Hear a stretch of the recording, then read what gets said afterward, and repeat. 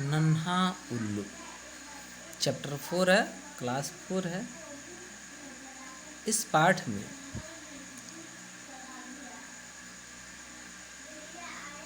माँ के वात्सल और प्रेम के बारे में बताया गया है। जो माँ का प्रेम और वात्सल दुनिया में सबसे अनमोल है। माँ अपनी ममता आजीवन अपने बच्चों पर क्या करती है, न्यौछावर करती है और बदले में वो कुछ पाने की इच्छा नहीं रखती है।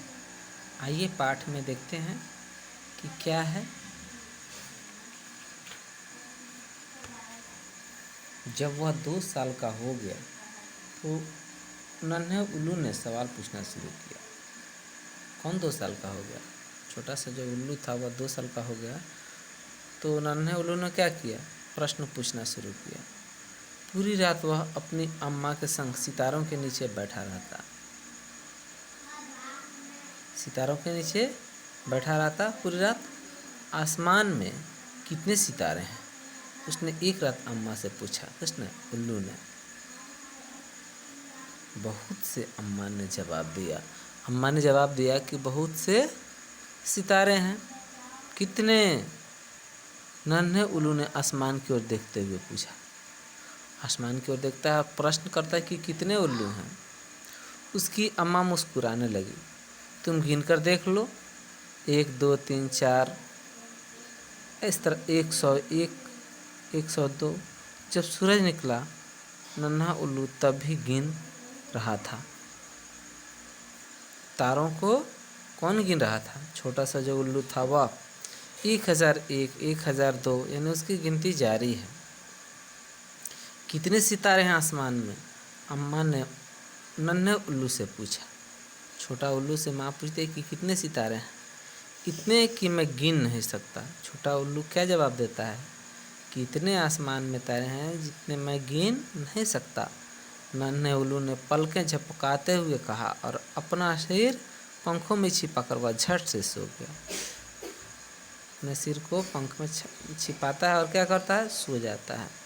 अगली रात नन्हे उल्लू ने एक बार फिर आसमान की ओर देखा। अगली रात क्या करता है? फिर से आसमान की ओर देखता है। अम्मा, आसमान कितना ऊंचा है?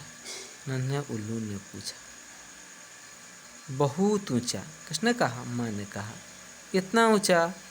नन्हे उल्लू ने फिर पूछा। जाओ जाकर देख लो, अम्मा ने कहा। माँ कहती है कि जाओ जाकर देख लो कि कितना ऊंचा है।